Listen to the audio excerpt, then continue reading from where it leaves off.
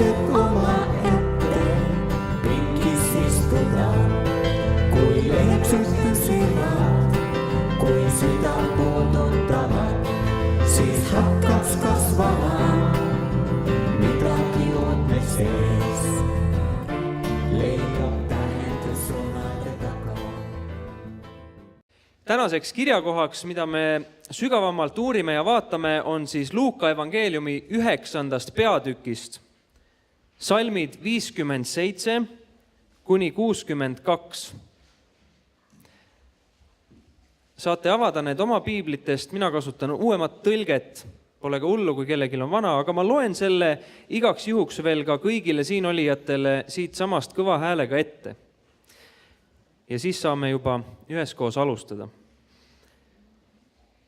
Ja kui nad olid teel minemas, ütles keegi Jeesusele, ma tahan sulle järgneda, kuhu sa iganes läheksid. Ja Jeesus ütles talle, rebastel on urud ja taevalindudel pesad, aga inimese pojal ei ole, kuhu ta oma pea võiks panna. Teisele ütles ta, järgne mulle. Aga see ütles, luba mul enne minna matma oma isa. Ent tema ütles talle, lase surnuil matta oma surnuid, aga sina mine ja kuuluta Jumala riiki. Aga ka üks teine ütles, issand, ma tahan sulle järgneda, kuid luba mul enne jätta hüvasti nendega, kes mul kodus on. Aga Jeesus ütles, ükski, kes on pannud käe adra külge ja siis vaatab tagasi, ei kõlba Jumala riigile.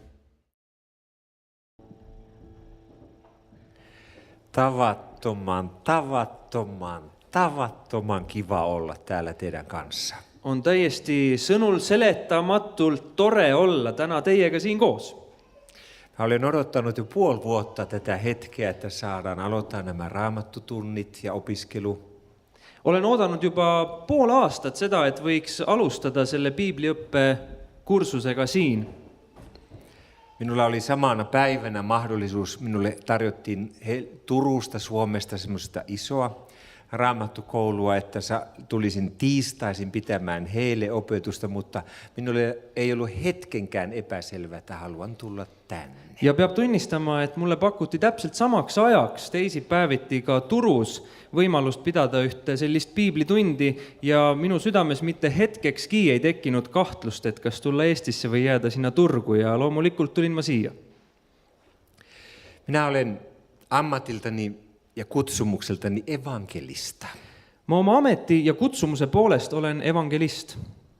Se tarkoittaa, että minun erityistehtävä ja kutsumukseni on julistaa Jeesusta ja kutsua ihmisiä Jeesuksen luokse. See tähendab, et minu eriline kutsumus ja tööülesanne on kuulutada Jeesusest ja kutsuda inimesi Jeesuse juurde.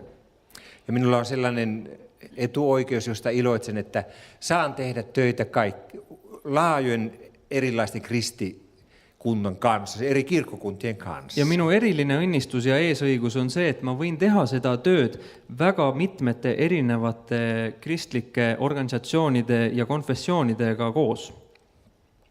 Sitten toinen asia, toinen työ, mitä mä teen, liittyy tähän ensimmäiseen, on se, että mä olen myös raamatun opettaja. Ja se teine töö, mitä ma teen, siis see on seotud ka selle esimesega, on see, et ma olen ka piibliõpetaja. Mutta minä en ole mikään semmoinen laaja-alainen kaiken raamatun tietäjä, tuntija. Ma ei ole selline väga laialdaselt selle piibli nagu tundja, et algusest lõpuni. Mä olen keskittynyt Jeesuksen vertauksiin. Vaid olen keskendunud just Jeesuse tähendamissõnadele. Ja nimenomaan ajatus on se, että me kuulisimme niillä korvilla, millä ne ihmiset kuulivat, jotka Jeesusta kuuntelivat. Ja mõte on siis selles, et me kuuleksime neid lugusi nende kõrvadega, millega Jeesuse kaasaegsed inimesed neid kuulsid. Sitä sanotaan seemiläiseksi raamatun tutkimiseksi. Seda nimetatakse siis seemiliseks piibli tundmiseks. Siinä on tärkeä kulttuurin tunteminen. On hästi tähtis kultuuri tundmine, kielen tunteminen, keele tundmine, ajan tapojen tunteminen, nende tavade tundmine. Ja sitten erittäin tärkeää on ollut se, että Raamatun kohtia on luettu niille ihmisille, jotka elävät vielä siinä maailmassa, missä Jeesus eli, siinä kulttuurissa. Ja eriti tähtis on olnud see, et neid piiblikohti on siis loetud just nendele inimestele, kes praegugi veel elavad selles kulttuuriruumis ja kontekstis. Ja tämä on nyt se minun syy, miksi minä olen teidän kanssa. Mä haluan viedä teidät tälle matkalle. Ja see on siis nüüd lühidalt öeldud see põhjus, miks ma olen teiega siin koos ja ma tahangi viia teid sellele matkale. Sitten minulla on vielä kolmas säie tässä mun työssä. Minä olen myös evankelista raamatun opettaja ja lähetystyöntekijä. Ja siis on veel kolmas selline tahk minu töö juures, et ma olen evangelist, piibliõpetaja ja ka missionäär. Mä olen 20 vuotta Venäjän vankiloita kiertänyt ja siellä tehnyt lähetystyötä. Olen 20 aastat käinud Venemaal vanglates ja teinud seal missionitööd. Ja nykyään teen paljon työtä Israelissa. Israel on nykyään semmoinen minun kohdemaani. Ja praegusel hetkel ma teen hästi palju tööd just Iisraelis ja see on minule eriti selline südamelähedane maa.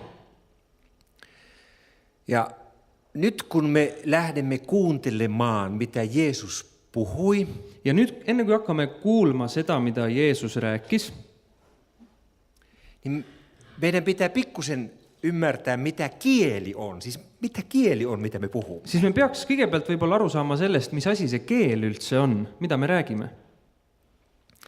Jeesuksen kieli. Jeesuse keel. Aramea. Aramea. Ja myös hebrea. Ja natuke hebrea. Se kuuluu semmoiseen kieleen, jota sanotaan seemiläisiksi kieliksi. See kuulub sellisesse keelerühma, mis on siis semikeelerühmad. Ja se kieli poikkeaa meidän kielestä muutamassa asiassa aivan totaalisesti. Ja see siis erineb sellest meie keelest mõnel puhul täiesti totaalselt, on teistsugune. Seemiläinen kieli Semikeel perustuu on rajatud tarinoihin lugudele ja kuviin. ja piltidele. Meidän länsimaiset kielet, Meie läänekeeled, ne perustuu käsitteisiin need tuginevad mõistetele ja logiikkaan. ja loogikale. Kun me pidämme täällä vaikka rippikoulua Kui näiteks peame siin kas leerikooli ja meillä on aiheena Jumala. ja meil on teemaks Jumal, Meillä on tässä taulu. siis meil on siin suur tahvel, Näettehän tässä tämän taulun. hästi suur selline tahvel, nagu te näete juba peaaegu. Ja opettaja kirjoittaa tussilla siihen sanan Jumala. Ja sinna õpetaja kirjutab selle sõna Jumal. Ja sen jälkeen hän kysyy, Ja peale seda ta küsib, mitä Jumala on? mis Jumal on, Millainen hän on? milline ta on. Joku sanoo rakkaus. Keegi ütleb armastus.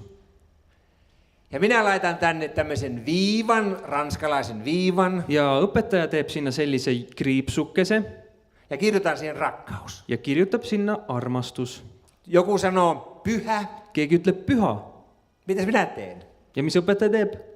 Minä kirjoitan jälleen ranskalaisen viivan Teeb sinna jälle selle kriipsukese ja kirjoitan pyhä. ja kirjutab püha.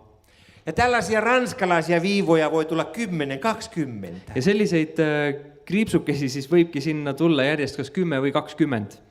Nämä on käsitteitä. Need on mõisted. Ja koko meidän länsimainen kieli perustuu käsitteisiin. Ja kogu meie lääne kultuur ja keel põhinebki nendel mõistetel.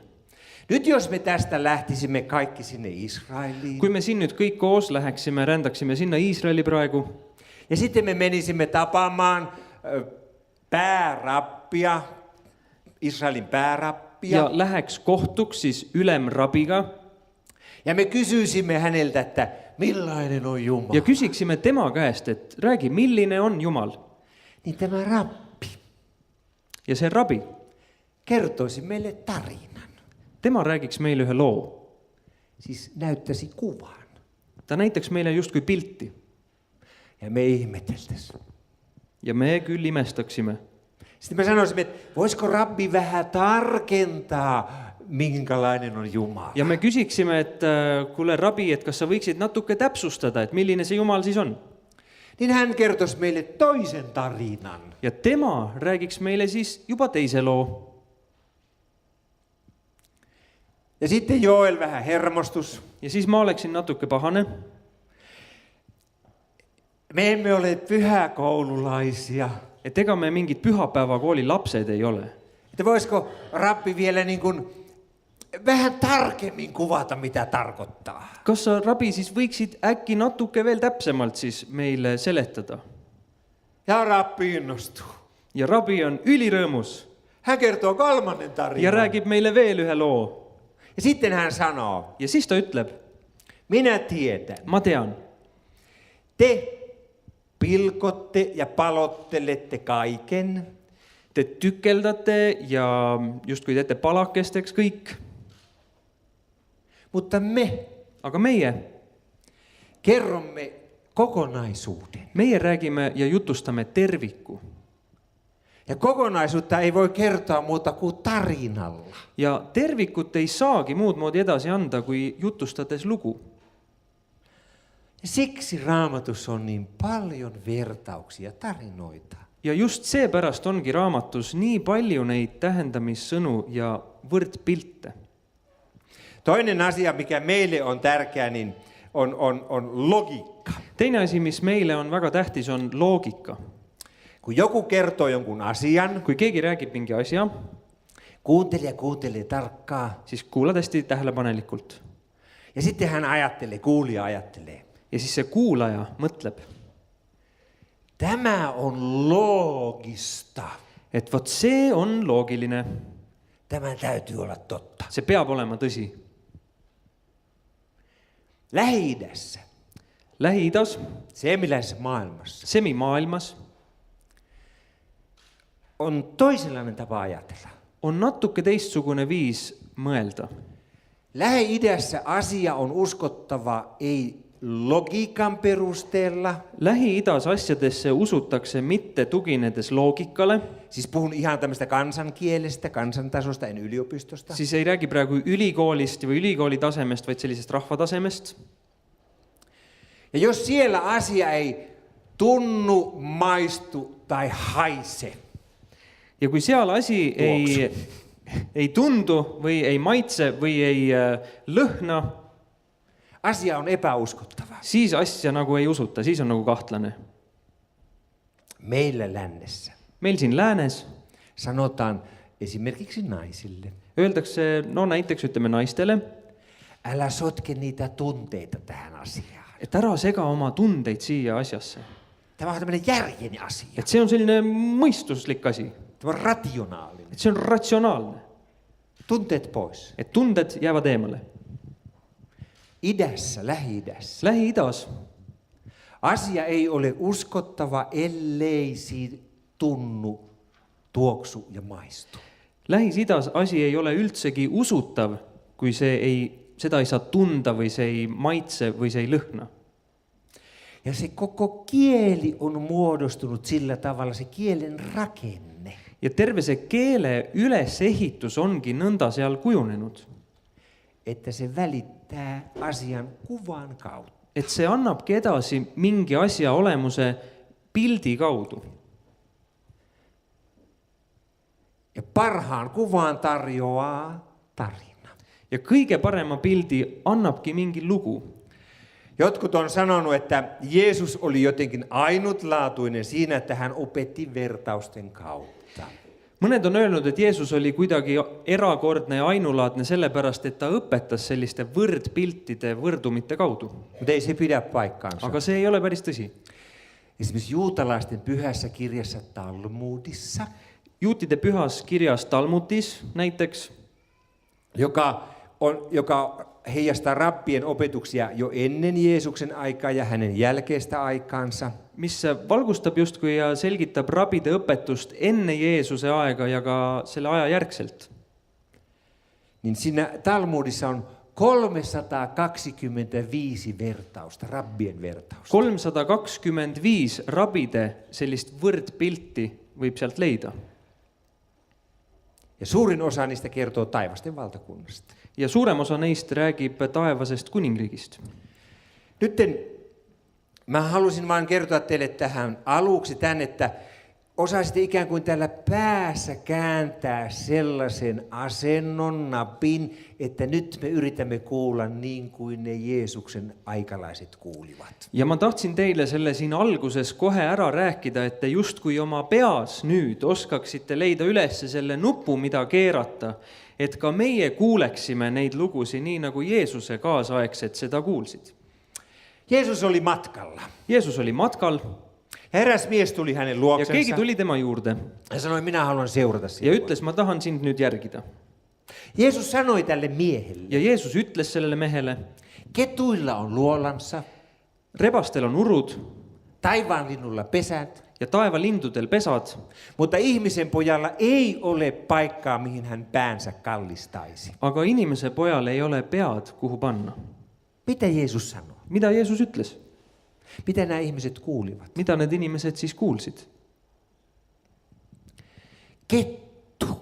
Rebane. Se oli sellainen sana, joka oli tavallaan kuin salasana juutalaisessa maailmassa siihen aikaan. See oli selline sõna, ta oli justkui selline salasõna juutide maailmas. Eestiläiset, te tiedätte. Teie eestlased ju teate. Kun on toisen vallan alla, Kui on kellegi teise võimu all, juutalaiset eli roomalaisen vallan alla, juudid elasid roomlaste võimu all, eestiläiset eli neuvostovallan alla, eestlased elasid nõukogude võimu all, syntyy semmoinen oma kieli. siis sündis selline oma keel. Eestiläiset osas hienosti keskenään arvostella ja arvioida Neuvostoliittoa, Eestlased omavahel oskasid väga hästi kritiseerida ja rääkida Nõukogude Liidust taga, mutta neuvostoliittolaiset ei tiennyt mitään, mitä siinä puhuttiin. aga nemad vaesekesed Nõukogude Liit ei saanud ju aru, mida siin omavahel räägiti. Se on semmoinen alistetun kansan oma kieli. See on selline alandatud rahva või rahva selline oma keel. Nytten kettu-sana Jeesuksen aikaisessa kielessä se tarkoittaa niitä edomilaisia ja roomalaisia.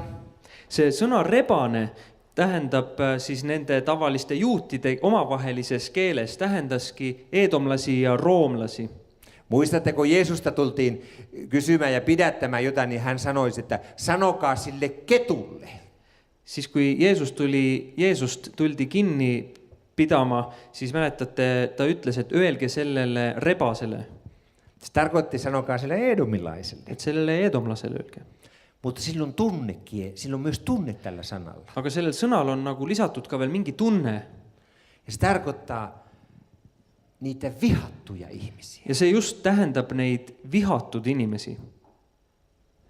Niitä meidän valloittajia, niitä, joita me ei haluttaisi, että ne on täällä. Neid, kes meid on alistanud ja vallutanud, neid, keda me tegelikult ei soovi siia. Ja Jeesus sanoi, ketuilla on luolansa. Ja Jeesus ütles, et rebastel on urud. Mitä hän sanoi? Ja mida ta ütles? Niillä vihatoilla vihollisillakin on koti.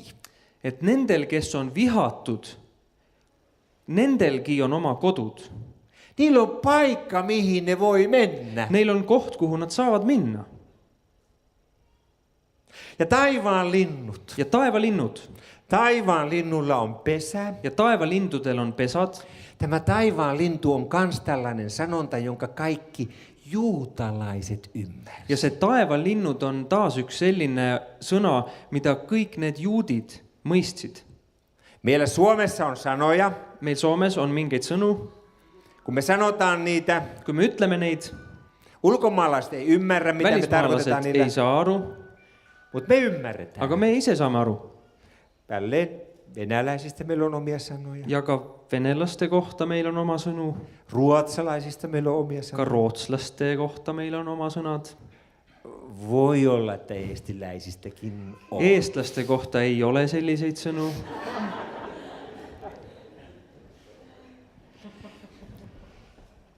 Teillä eestiläisillä on paljon sanoja meistä suomalaisista. Meil eestlastel on mõned sõnad soomlastest, Joita minä en ymmärrä, millest Ilka õnneks aru ei saa. mutta minun tulkki ymmärtää. Ja ma tean neid kõiki. Siis on tällaisia omia sanoja, jotka ei tarkoita sitä, mitä sanotaan, vaan ne tarkoittaa jotakin aivan muuta. et on justkui need mingid sõnad, mis ei tähenda seda, mis nagu kirjas on, vaid nad tähendavad hoopis midagi muud. Kieliopissa niitä kutsutaan idiooma. Idioomideks nimetatakse neid keeleõpetuses. Ja tämä taivaan lintu on tällainen idiooma, Ja üks nendest sõnadest ongi see taevalinnud, niin kuin se kettu. nagu see rebane. Taivaan linnut tarkoittaa pakanoita. Taevalinnud tähendasid siis paganaid. Siis pakanoillakin on paikka, niillä on pesä, niillä on oksa, missä ne istuu. Niillä on paikka, mihin ne menee. Et isegi paganatel siis on see koht, neil on see oks, kus nad istuvad või neil on see oma pesa, isegi paganatel. Ja Jeesus sanoi itsestään näin.